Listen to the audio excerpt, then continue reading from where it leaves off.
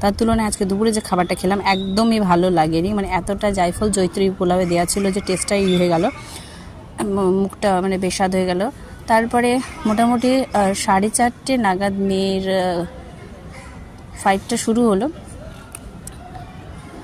আর তারই একটা ঝলক তোমরাও দেখে নাও।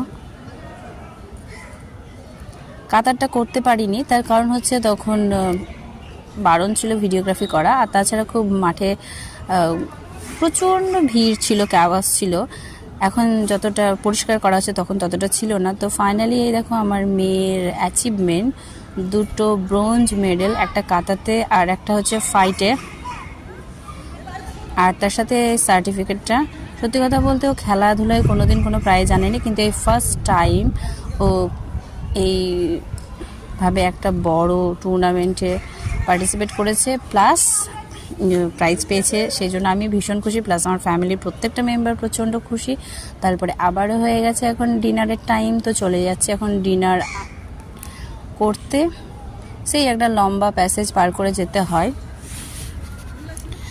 আর রাতের খাবারে ছিল বাসমতি চালের ভাত, ছিল মসুরের ডাল, আর আলু পেঁয়াজ কলি ভাজা, তার সাথে 5 মেশালের তরকারি, আর একটা করে ডিমের কারি। গতকালকে যখন এসেছিলাম তখন ছিল 2টো করে ডিমের কারি মাথা পিছু।